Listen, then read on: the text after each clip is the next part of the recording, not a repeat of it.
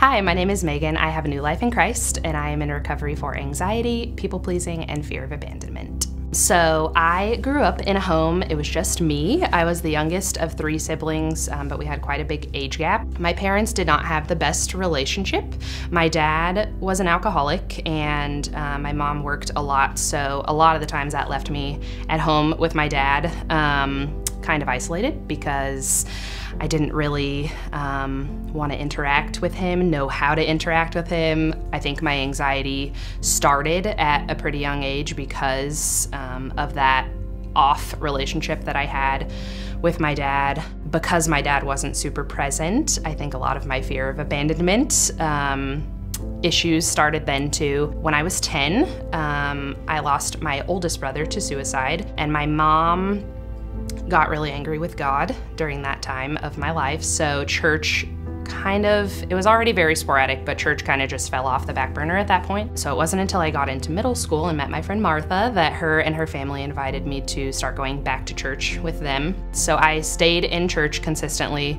They picked me up every Sunday. When I graduated from high school, I actually stayed at the same church because I went to TCU. I got to experience going on a lot of mission trips, which was really good for my faith at the time. I think I needed the tangible experiences that God gave me. And I got into a very mentally and emotionally abusive relationship. I think that a lot of what I was experiencing in those 7 years plus was the inability to put my worth in God and in the Bible and in who He said that I was. It took a lot of years and a lot of people around me saying, you know, what are you doing? And why are you with this person? You know, for me to finally do something about it.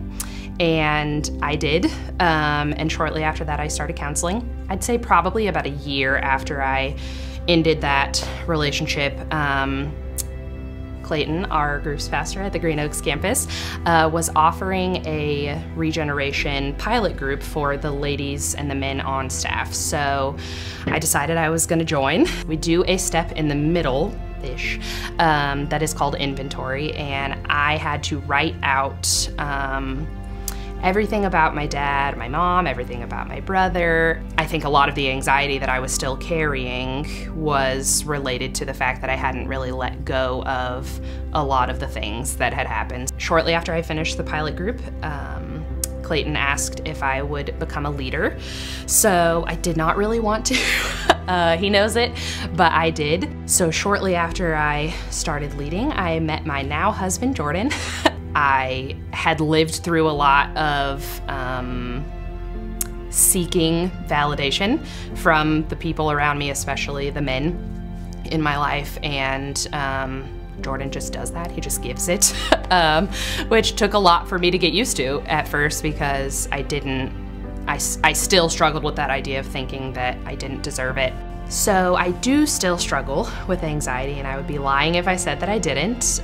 It is an almost daily battle for me, but what has changed and what is really cool now is how I deal with the anxiety. I think a lot of the times Satan likes to come into the moments where the anxiety is just kind of barely bubbling, and he likes to start whispering the lies that are just gonna make the anxiety snowball. It's up to me to drown those out and instead listen to the things that I know God says that I am, because God says I am chosen, He says I am worthy, He says I am valuable, He says I am loved, and He says the same things about you.